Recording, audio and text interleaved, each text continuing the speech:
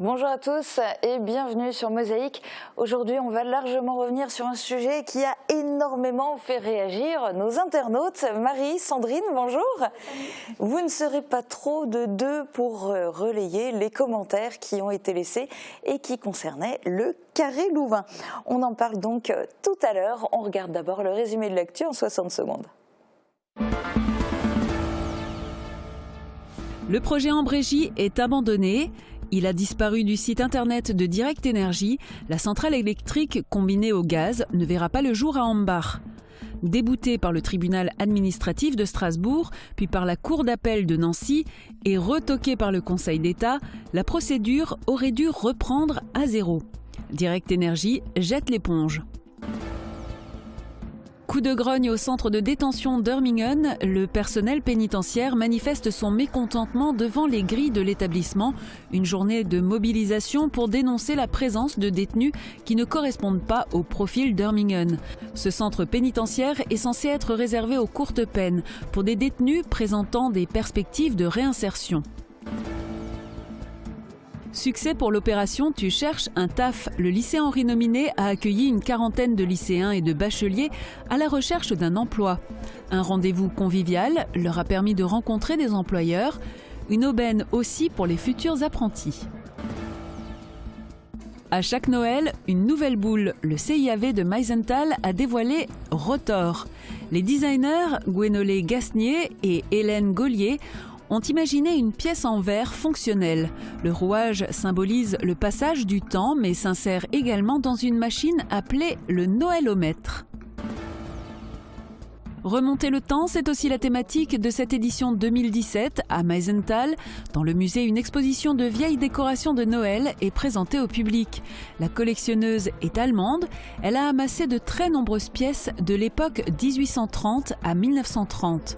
Boules anciennes en coton, perles, papier, verre, bois ou métal. Sandrine, et les infos côté météo, est-ce qu'il y a du neuf ? Alors il y a du neuf, oui, parce qu'il y a de la pluie qu'on n'avait pas jusqu'à maintenant. C'est pas ce que tu voulais entendre, je crois. Non, c'est pas ce que je voulais entendre, mais bon, regardez les prévisions de Météo France pour ce week-end. Avec le Crédit Mutuel, partenaire des grands événements sportifs.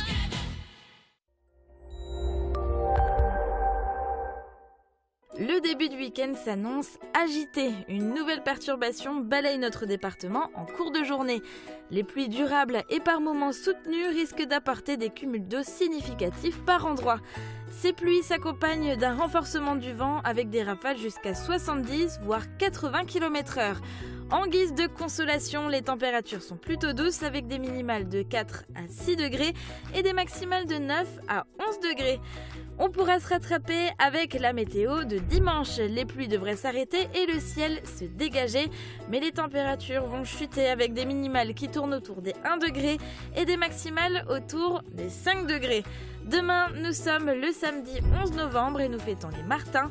Le soleil nous accompagnera de 7h36 à 16h55. A tout de suite pour la suite de l'émission.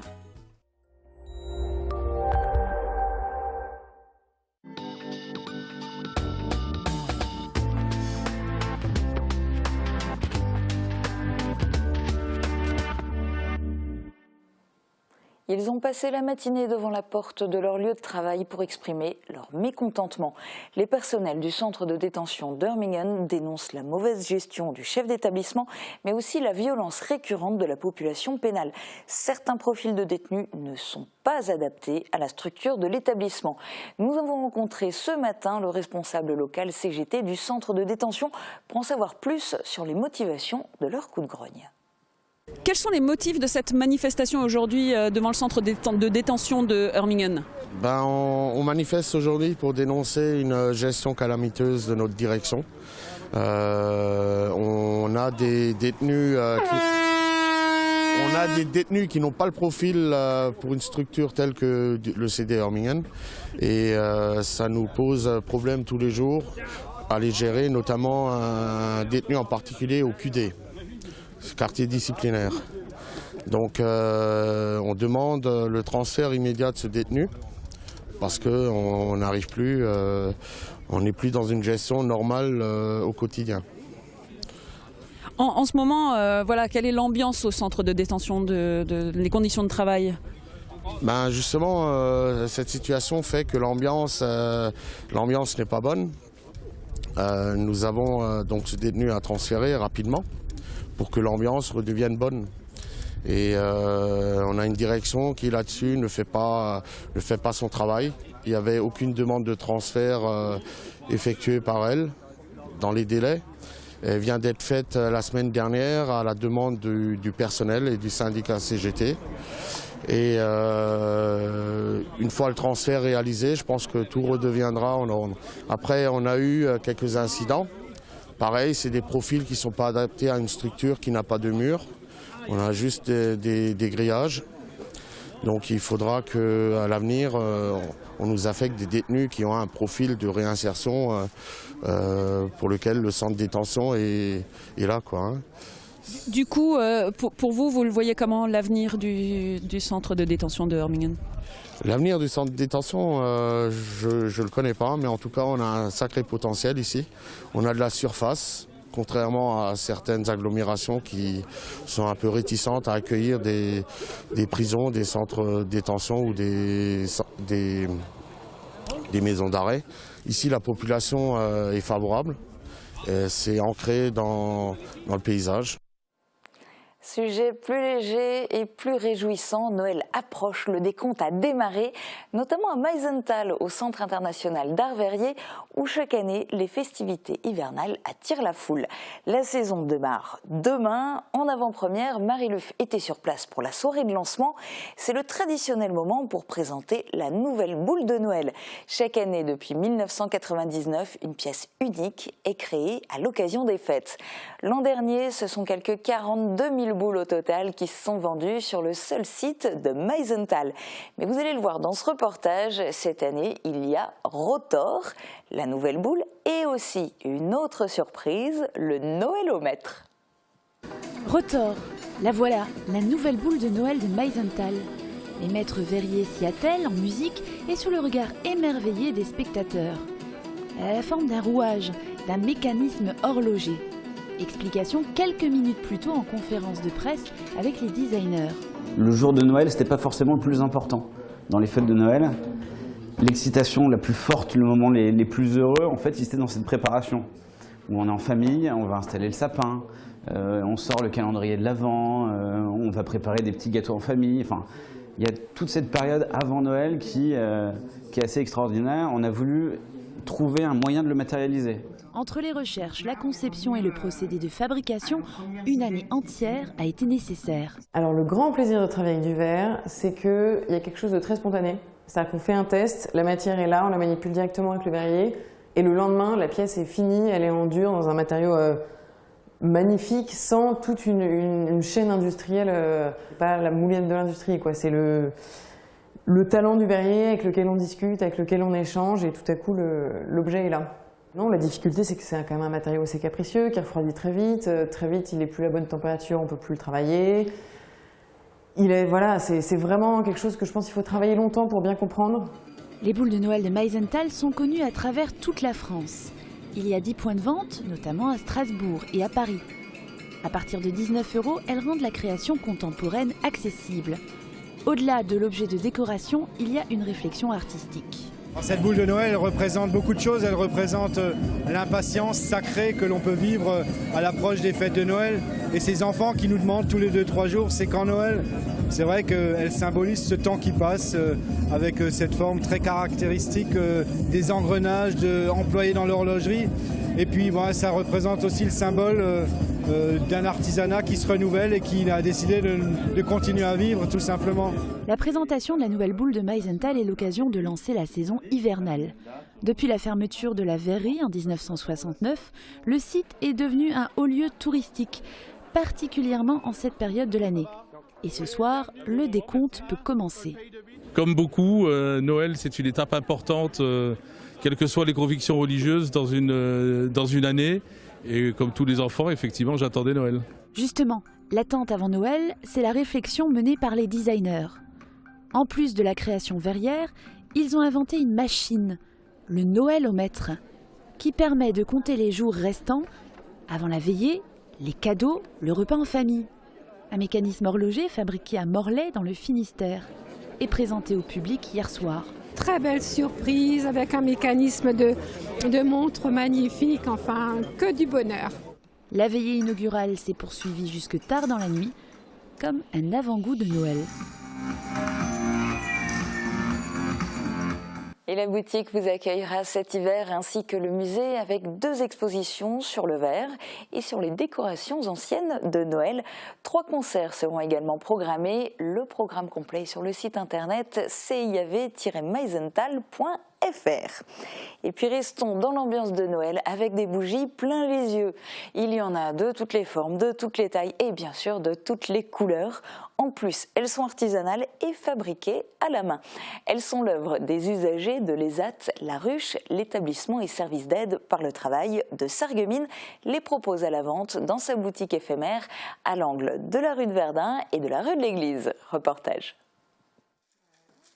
C'est la toute première boutique du marché de Noël à avoir ouvert ses portes. Le magasin éphémère de l'ESAT La Ruche propose à la vente ses bougies, chandelles et ensembles décoratifs de Noël depuis le 2 novembre.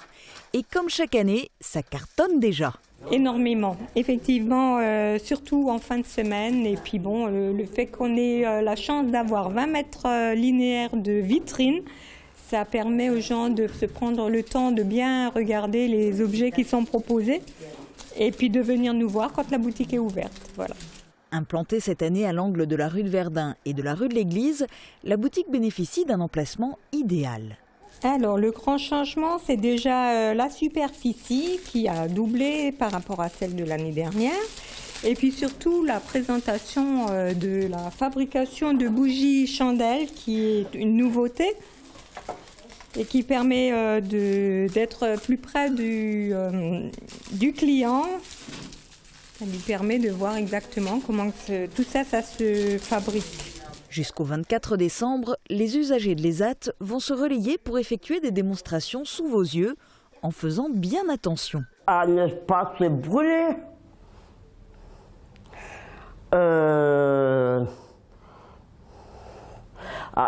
À ne pas les laisser tomber, les bougies. Ils sont au total 8 usagers, encadrés par 2 moniteurs, à travailler au sein de l'atelier bougies créé en 2009 à l'ESAT La Ruche. 5 usagers fabriquent les bougies moulées et les chandelles trempées, tandis que 3 s'occupent de la décoration. Parce qu'on a aussi cette particularité de faire des compositions fleurs et bougies pour les proposer aux clients. C'est le grand succès de Noël. Inauguration officielle aujourd'hui à 17 h. La boutique vous accueille pour le moment du mardi au samedi. À partir du 25 novembre, date d'ouverture cette année du marché de Noël de Sarreguemines, elle sera aussi ouverte les dimanches. On parle de sport à présent avec une nageuse qui fait déjà la fierté du cercle nautique. 12 ans de compétition à son actif et une volonté de le faire. Camille Daubat n'a pas fini de faire parler d'elle dans le monde de la natation. Sélectionnée pour la 2e fois pour les championnats d'Europe, l'entraînement se fait évidemment plus intense. Uranie Tozic a filmé une séance durant laquelle la championne aura parcouru près de 6 km. Avec un temps de 2 minutes 27 aux 200 mètres brasse, elle est certainement l'une des meilleures de sa génération.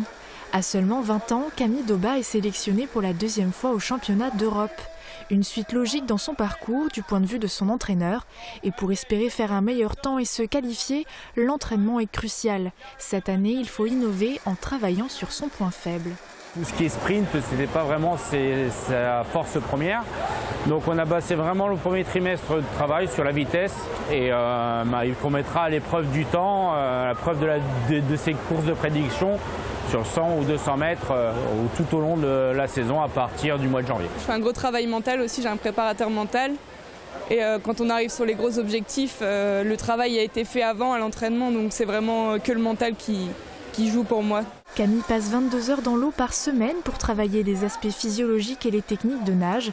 À cela s'ajoutent des séances de musculation essentielles pour renforcer le corps et prévenir des blessures. Un sport qui demande beaucoup d'implication de la part de la jeune sportive qui compte bien gravir les échelons. Mon objectif à long terme, ça serait de me qualifier aux Jeux Olympiques en 2020. Donc voilà, il reste 3 ans de travail, un peu moins de 3 ans et C'est vraiment le gros objectif. Après, il y aura des objectifs intermédiaires. Donc là, il y a les championnats d'Europe, puis il y aura les championnats d'Europe en grand bassin en août 2018. Ensuite, l'année d'après, ce sera les championnats du monde et ensuite les Jeux. Une nageuse qui garde tout de même la tête hors de l'eau puisqu'elle entame sa première année d'études de kiné à Strasbourg avec des horaires aménagés. Je compte quand même ne pas arrêter mes études parce que je trouve que c'est important, ça me vide l'esprit aussi, ça me fait penser à autre chose qu'aux entraînements et j'aime bien allier les deux. Donc tant que j'arrive à faire les deux, je fais les deux. Il reste donc un mois avant la grande étape des championnats d'Europe. Avant cela, Camille devra d'abord défendre son titre de championne de France élite toute catégorie du 200 mètres brasse acquis l'année dernière à Angers et bien sûr mettre à l'honneur le cercle nautique de Sarreguemines où elle entame sa 3e saison. Et puis il y a aussi les interclubs ce week-end qui se déroulent à Sarreguemines et auxquels participera d'ailleurs aussi Aurélie Muller. On vous propose un reportage complet sur Mosaïque lundi. On vous montrera aussi des images du match de foot. Alors ce week-end ce n'est pas le SFC qui est à l'honneur, mais les U19 de l'entente Jeune Est-Moselle. Ils disputent dimanche la finale régionale de la Coupe Gambardella. Allez les soutenir au stade de Roulin dimanche à 14h30. Et puis pensez aussi à soutenir les lutteurs sarregueminois. Samedi à 18h30, ils jouent leur place en demi-finale du championnat de France de première division. Ce sera comme d'habitude au gymnase Jean Jaurès et ce sera face au leader Sotteville-les-Rouen. Donc de beaux matchs de lutte en perspective. Résumé de la rencontre lundi sur Mosaïque. Dans un instant, on parle du Carré Louvain et on fait le point sur une semaine d'actu en Moselle-Est avec Zapmi. A tout de suite.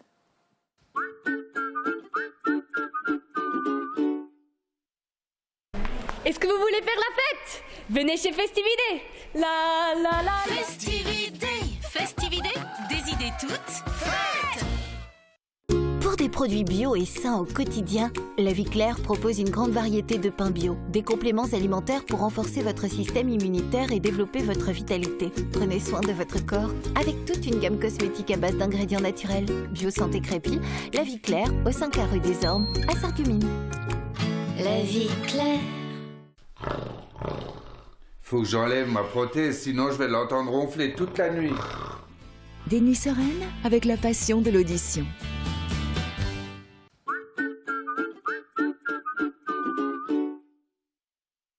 Niché dans un écrin de verdure, au bord de l'autoroute à Ambars, l'hôtel Sweet & Smart vous accueille pour 50 € la nuit. Sweet & Smart soutient à fond le SFC.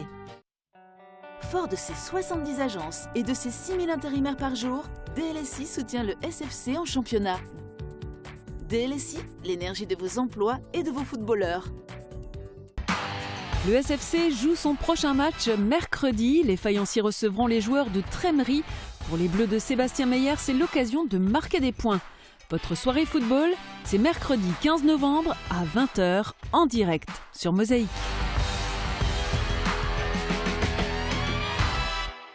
Cette semaine, Mosaïque a diffusé un micro-trottoir qui était tourné au centre-ville de Sarreguemines.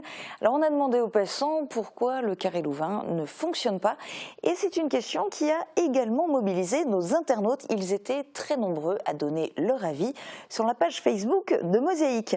Alors Sandrine, Marie, est-ce que nos internautes ont des idées pour améliorer de manière générale le centre-ville de Sarreguemines ? Alors déjà, ils sont plusieurs à regretter le manque d'animation au centre-ville de Sarreguemines, notamment Annie qui nous a écrit « Il faut faire revivre Sarreguemines, faire des animations plus souvent comme dans le temps. Le samedi soir, la ville est morte. Pour aller danser le dimanche, il faut faire des kilomètres, c'est grave. » Elle souligne également qu'il faut faire quelque chose pour les jeunes.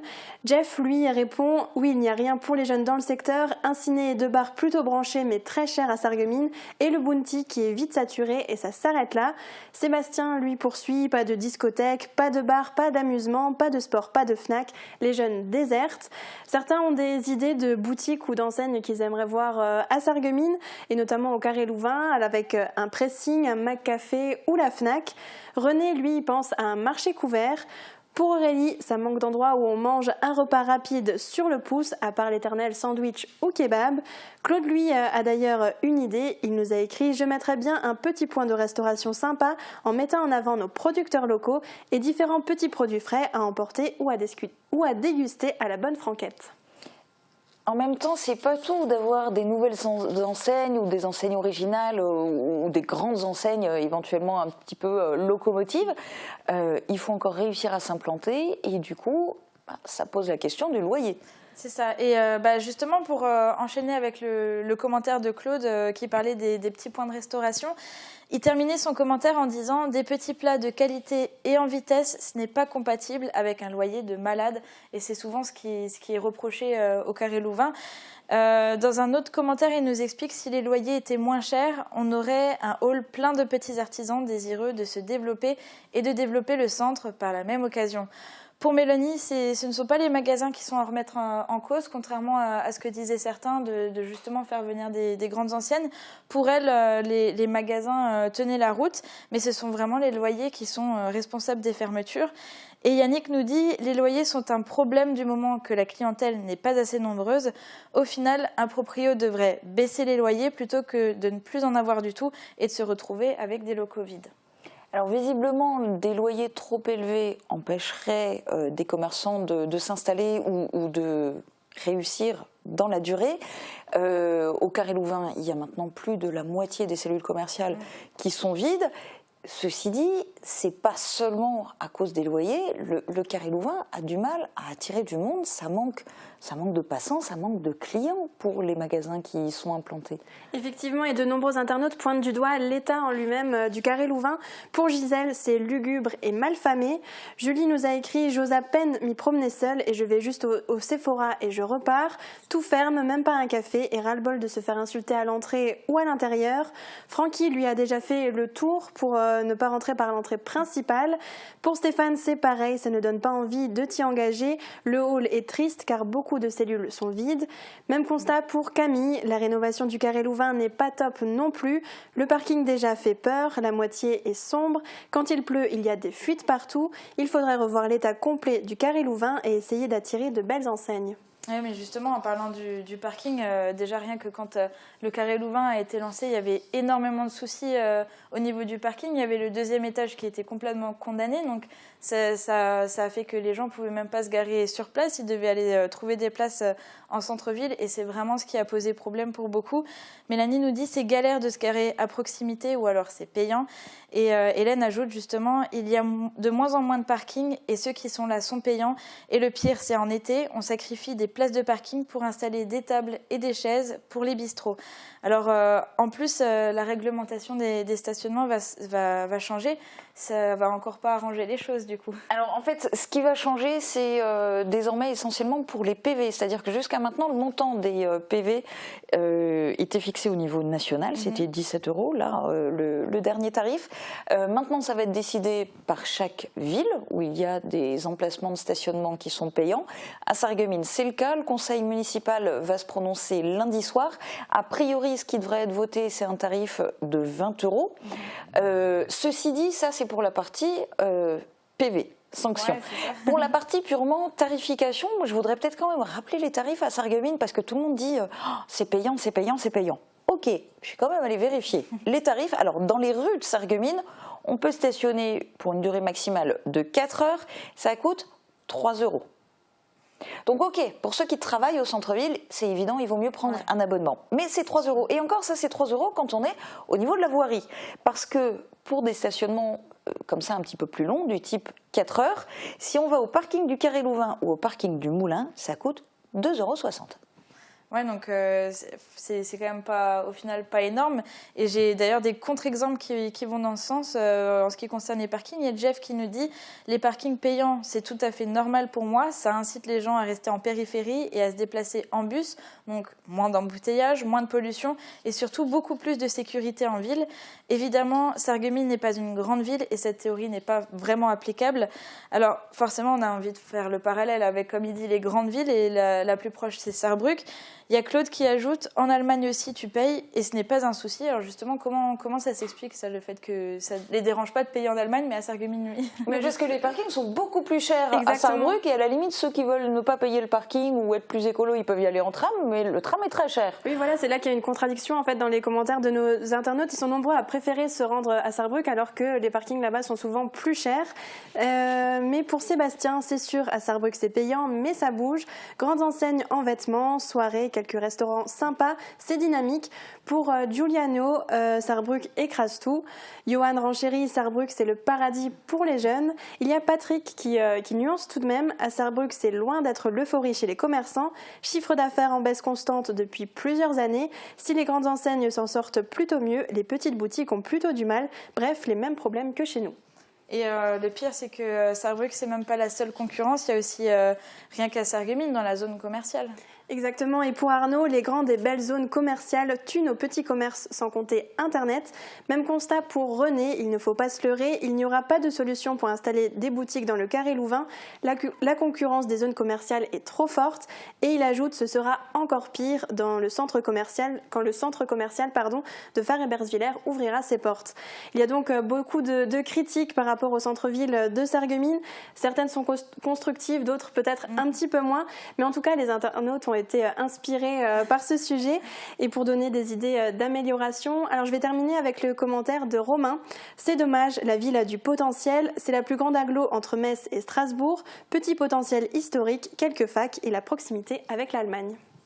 Ok, bah c'est vrai que ça fait débat, on aura sans doute l'occasion encore d'en reparler. En tous les cas, merci beaucoup à toutes les deux d'avoir relayé ces commentaires et puis merci bien sûr aux internautes qui alimentent le débat. Vous pouvez continuer à nous suivre sur la page Facebook de Mosaïque.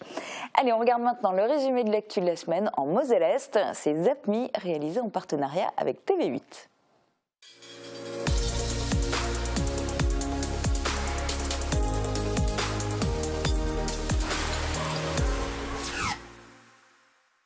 Grand Est, un adulte sur 3 est un fumeur, la moitié veut en finir. L'article dans le RL est évocateur, c'est dans le Grand Est qu'il y a le plus de fumeurs.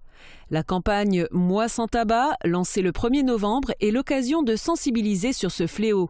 Fumer 20 cigarettes par jour, c'est tout de même 2 500 € par an et un risque énorme pour la santé. La nouvelle cuisine pédagogique du CFA Henri Nominet est entrée en service, désormais située dans l'enceinte du lycée technique. Elle offre davantage d'espace que le précédent équipement et cette nouveauté a en plus été accompagnée de l'arrivée de nouveaux matériels. Ce qui ne change pas, c'est la qualité des plats préparés. Les convives qui ont mangé les préparations des élèves sont là pour en témoigner. C'est très fonctionnel, c'est quelque chose de très récent. Donc on est heureux d'intégrer une cuisine toute flambant neuve. Temps maussade pour la foire Saint-Thomas, mais le cœur y est. Ce ne sont pas quelques gouttes de pluie qui allaient empêcher les quelques 300 exposants à prendre d'assaut le centre-ville de Sarreguemines. L'offre de produits est belle, alors autant y faire un tour et profiter de cette superbe ambiance pour faire des emplettes et rencontrer nos amis. Insolite, un atelier équestre au lycée Henri Nominet. 22 élèves de seconde, de première et de terminale bénéficient de 20 séances de 3 heures d'éducation au monde du cheval.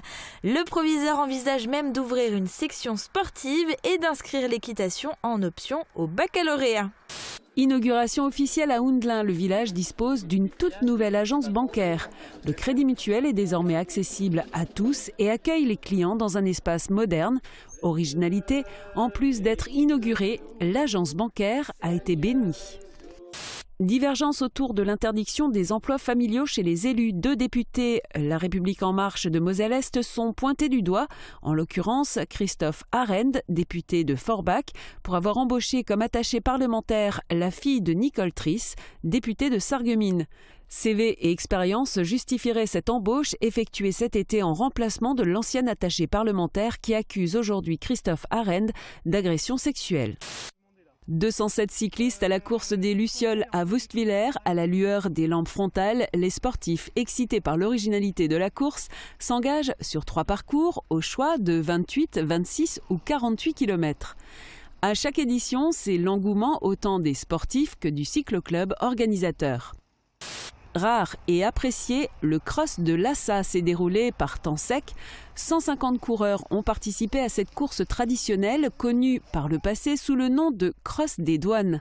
Aurélie Brevetti de Lhassa a remporté le 5200 mètres et Abdel Nasser Oukelfen est vainqueur du 8 km 600. Le gala annuel d'Agir Ensemble affichait complet. Chaque année, l'enthousiasme de Charelle se propage, tel ce fléau qu'est le cancer et qu'il combat d'une belle manière. Infatigable, il mobilise chaque année ses troupes et ses artistes et le public sensible répond présent à cette belle soirée, sachant que les bénéfices seront remis à l'hôpital Robert Pax pour l'achat de matériel. Qu'on a tous couru pour la bonne cause et c'est bien l'essentiel, quoi. La bonne cause en question, la sensibilisation à la lutte contre le cancer du système lymphatique. La course, la Diblingeoise, un parcours de 10 km dans le village de Diblin. Une première édition qui a connu un succès énorme. 253 coureurs, 469 marcheurs venus faire du sport et une bonne action. Au départ, une poignée d'hommes animés d'un sentiment pacifique décidèrent d'unir nos deux villages et de construire une relation durable sur les ruines d'une histoire qui longtemps déchira nos deux pays. C'est à Pierre Steninger, le maire de Rosebruck, que revient l'honneur de débuter la série de discours, suivi peu de temps après de son homologue allemand Hans-Werner Franzen. Rosebruck et Nassweiler fêtent leurs 25 ans de jumelage à l'espace multiculturel du Hambusch. De nombreuses personnalités politiques des deux côtés de la frontière sont présentes pour marquer ce quart de siècle d'amitié. Une signature qui ouvre le bal des festivités dans la commune, puisqu'après cette signature, le maire a inauguré la nouvelle mairie, opérationnelle après de nombreuses années de travaux de rénovation et d'agrandissement. Une mairie qui accueille en son sein une nouvelle bibliothèque fraîchement inaugurée également. À Cocheren, on appelle cela faire d'une pierre trois coups. Pour l'heure, l'ouvrage n'est encore qu'une maquette. Pour partager leur cuisine créative avec le plus grand nombre, les deux chefs ont fait le pari de l'auto-édition. Ils ont lancé une cagnotte sur le site de crowdfunding Ulule. Ils ont jusqu'au 19 décembre pour récolter les 11 400 €, correspondant aux frais d'impression de 1000 exemplaires de Back to School. Pour ce faire, un bon niveau d'allemand est bien sûr conseillé, même si la langue ne doit pas être un frein, c'est surtout la motivation qui compte. Mais il existe d'autres opportunités, comme celle d'aller travailler chez Metralor à Kreuzwald. L'entreprise spécialisée dans l'informatique et les systèmes numériques vient à son tour se présenter et surtout offrir des emplois aux élèves de Bac Pro ou de BTS Systèmes numériques. Habitués au son de l'orgue, les fidèles assistent ce soir à un concert bien différent. Tout au long de la messe, le son des trompes de chasse et des corps alpins résonne au sein de l'église.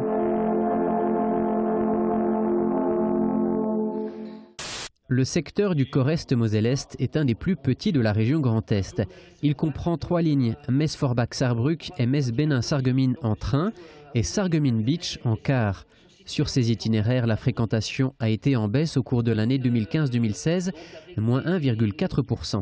Mais en 2017, elle est repartie à la hausse, tout comme le taux de régularité, la ponctualité des trains chiffrée par la SNCF à 94,9%. Ça y est, on a le chèque. Ce chèque d'un montant de 600 000 € versé par le conseil départemental entrera dans le financement de la réhabilitation de la salle des fêtes de Homboureau, dont le coût est estimé à 3 millions d'euros. La moitié du projet devrait être financée par des aides réparties entre le département, l'État, la CAF et la région.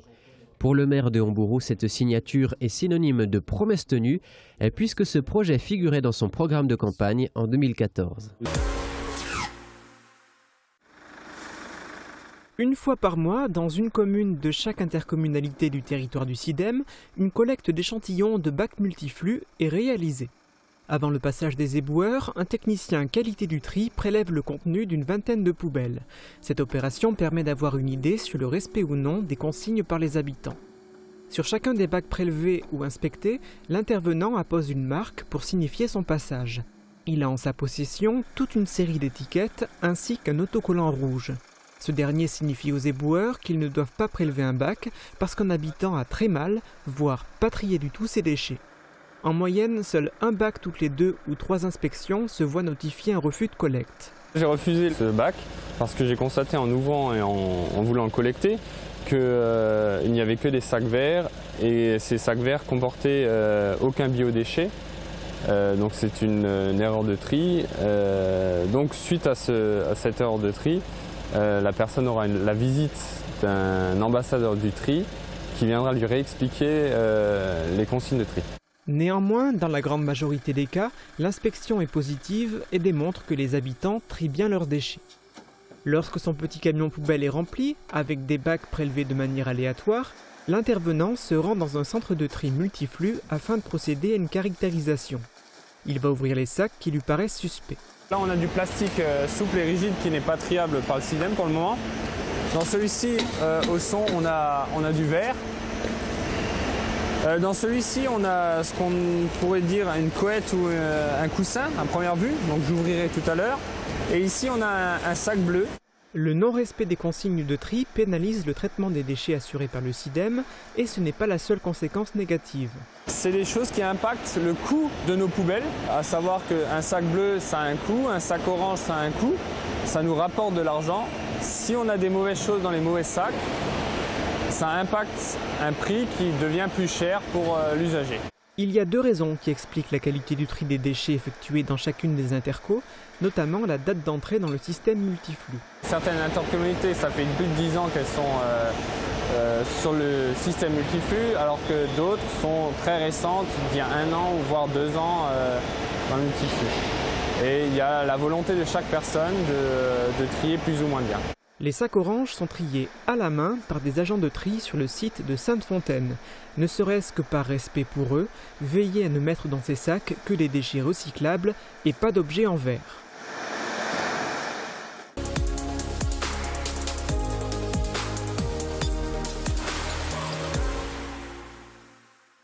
Cette semaine, Plate-Bande s'intéresse aux collectionneurs en tout genre. Des collections les plus improbables aux plus classiques. À chaque collection, son petit nom, parfois imprononçable d'ailleurs. Tout ça n'a pas manqué d'inspirer nos 4 joyeux lurons. Regardez.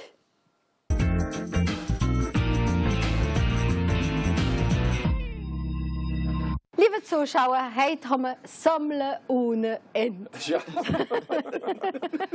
Wir sammeln und sammeln und sammeln. Ja. Weißt du, was ich gesammelt habe, als ich noch im Lycée oder im College war? Das war die Pinse.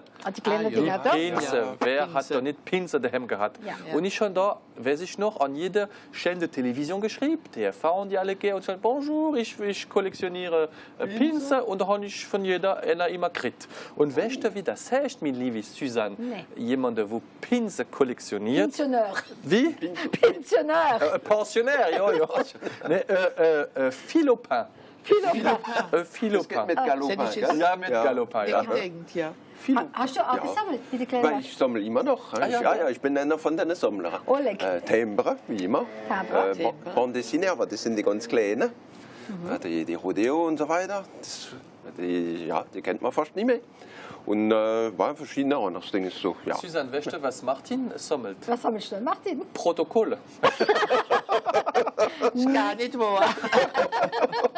Also das mit dem Sammeln, ich finde, das Problem ist immer, was sammeln, wie sucht man sich dann das aus?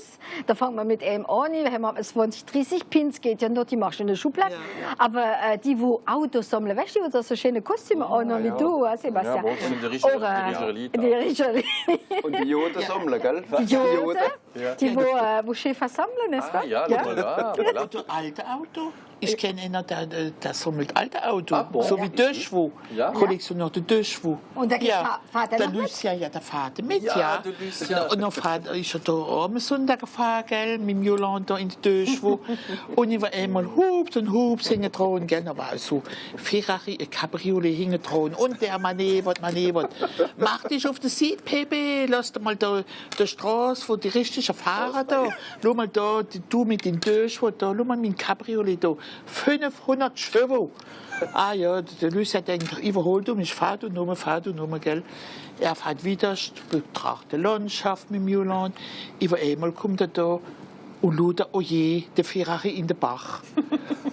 Und dann geht er raus und der Fahrrad und der manövert und laut die Decke, gell. Und dann sagt Lucia, ja, es ist warm heute, gell. Ja, und recht.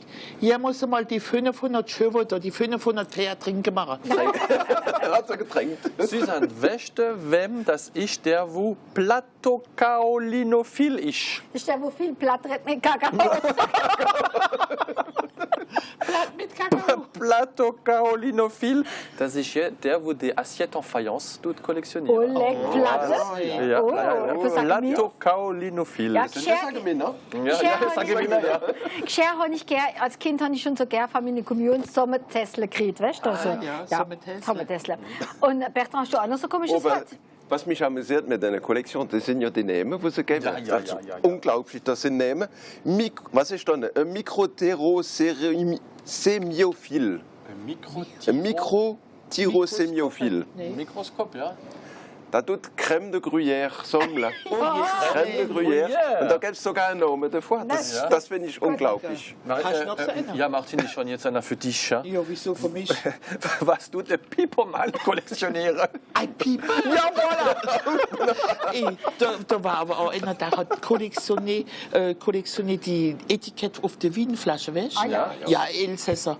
Und er huckt da am Abend, gell, mit seiner in der Terrasse, es war gut warm, gell, und trinkt aus ein Glas Gewürztraminer. Und auf einmal fängt er an und sagt, oh, ich habe dich so lieb, ich kann ja gar nicht ohne dich leben. Und dann sagt seine Frau, oh, kommt das von dir? Oder macht dich der Gewürztraminer retten? Dann sagt er, ja, es kommt von mir, aber ich rette mit dem Gewürztraminer. Das nicht. Also bis die nächste Sendung hinein, ich überlegen, lieber Kollektionäre. Gibt es da noch einen Term für Kollektionäre, die wohl Lachen sammeln? Der Lache, Also, oder Plattbordophil. Also das nächste Mal reden wir vom Holzwurm und vom Holz. Also lohn die nächste Sendung, liebe Zuschauer, mit dem Holz. Et voilà, c'est la fin de cette émission. Il ne nous reste plus qu'à vous souhaiter un très bon week-end. Bon week-end.